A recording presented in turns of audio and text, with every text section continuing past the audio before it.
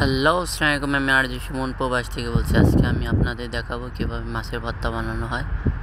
আর এই যে দেখছেন, এগুলো হচ্ছে সব কিছু পেস্তা, মানে ভাজা হয়ে গেছে। ঠিক আছে, যখন মাছ মাংস ভালো লাগবে না তখন এইগুলো হলে একটু ভালো হয়।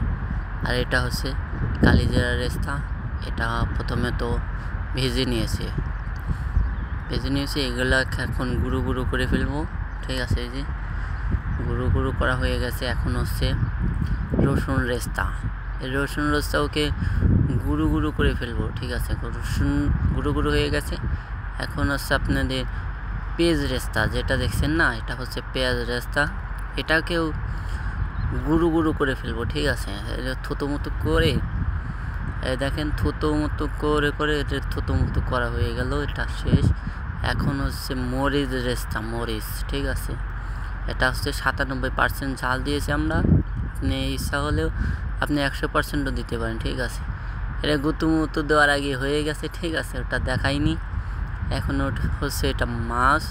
এটা মাছ কড়া করে ভেজে নিয়েছি, ভেজে কাঁটাগুলো বেছে নিয়েছি। ঠিক আছে, আপনারাও বেছে নেবেন যাতে গলায় না বেজে। এটাও এখন গুঁড়ো মুড়ো করে, ঠিক আছে, এই যে ঢেলে দিচ্ছি। ঠিক আছে, ঢেলে দিচ্ছি চামচ দিয়ে। ঠিক আছে, আপনারাও চামচ দিয়ে ব্যবহার করবেন, তাহলে সম্পূর্ণ বাড়াবে।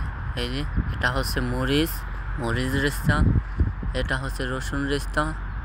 ঠিক আছে, সব একেবারে অ্যাডজাস্ট করে ফেলবো। আপনারাও অ্যাডজাস্ট করে ফেলবেন। এই যে এটা হচ্ছে কালিজিরা রেস্তা, গুঁড়ো মুড়ো করে ফেলেছিলাম সব। এখন সব অ্যাডজাস্ট করে ফেলবো। ঠিক আছে, আপনারাও অ্যাডজাস্ট করে ফেলবেন। আর এখন যেটা দেখছেন সেটা কি, সেটা হচ্ছে পেঁয়াজ রেস্তা, গুঁড়ো মুড়ো করে ফেলেছি। এখন সব অ্যাডজাস্ট করে ফেলছি, থুতো মতো করে ফেলছি। ঠিক আছে, আপনারাও থুতো মতো করে ফেলবেন, তাহলে অ্যাডজাস্ট হয়ে যাবে, ধরতে মজা হবে। আর এই যেগুলো হচ্ছে মাছ রেস্তা, যখন পোলাও মাংস খেতে খেতে অভুক্ত তখন এই যে এইগুলো করবেন। আর এটা হচ্ছে সরিষার তেল, যেটা নাকে নিলে শ্বাস লাগে, ওই সরিষার তেল। ঠিক আছে, এই এখন কুলোমুলো করে মাখাচ্ছি। আর এই যে মাখানো অলরেডি শেষ। দেখেন কালারটা কত সুন্দর হয়েছে। আর এগুলো হলে কয়টা ভাত বেশি করে খাওয়া যাবে। ঠিক আছে, ভালো থাকবে।